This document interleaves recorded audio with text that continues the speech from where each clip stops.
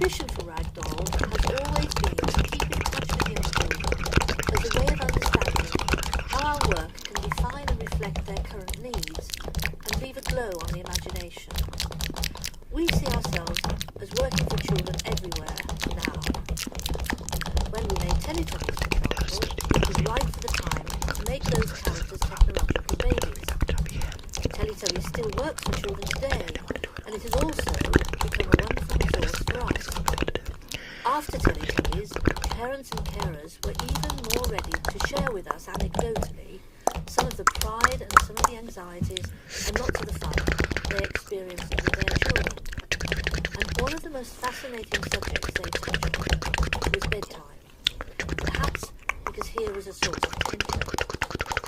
There were clearly two different perceptions. Go to sleep, say the parents. We want to stay awake, say the children. The question for us was, could Ragdoll make a magical program around daydreaming and night dreaming about the time between waking and sleeping that would address this universal experience? All children everywhere in the world indulge in daydreaming. Go to sleep, wake up, wake up, go to sleep. Fortunately, Andrew Davenport, the co-creator of Teletubbies, was equally caught up with this concept. No one I have ever worked with in a rather, indeed, very long career has a better understanding of children's imaginative capacity than Andy. His intuitive grasp of young children, combined with his ability to visualise characters and write comedy, is outstanding. Add to this that we now know he can also originate music. You will understand why we are so fortunate in working with him, myself in particular.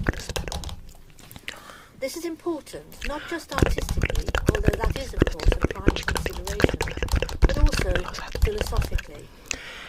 For this programme especially, it provides wholeness, a completeness that absolutely satisfies and reassures.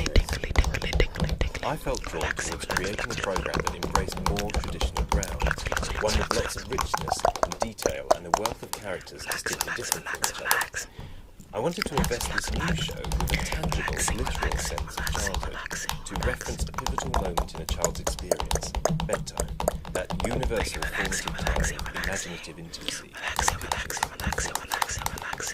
As I began to sketch and model the characters and their world, there grew a pleasing sense of a comical and diverse community of toys living happily together in a magical garden located in that universal magical place visible from anywhere on Earth, the starry sky. It is the journey to this place, shared between a parent and child, that we make in the opening of the show. Simple poetic words and music carry us forward, following the little magical blue star into the night garden. Now we need to get past the hedge to meet the toys in the garden beyond. Fortunately, we can call on one of the two forms of transport available to all the inhabitants of the night garden, the Ninky Nonk or the Pinky Ponk. The Ninky Nonk, by the way, is a funny kind of train.